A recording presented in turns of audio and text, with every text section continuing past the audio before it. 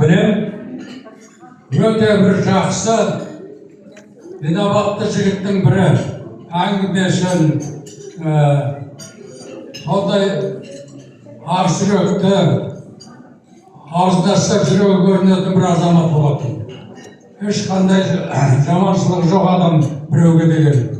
Сондай күліп, ой аға, әңгіме айтсыңыз деп келгенде осы қосылғанда сондай керемет азамат болатын.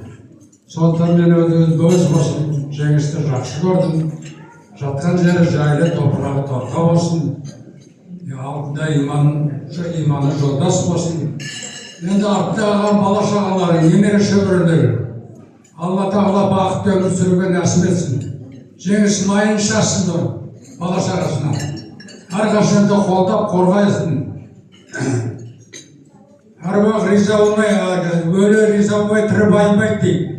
Міне артында қалған бала-шағасы, жолдасы, міне бүгін еш қалып, бәрімізді шақырып, дастархан жайып, ақ-ниетінде жарылып жатыр.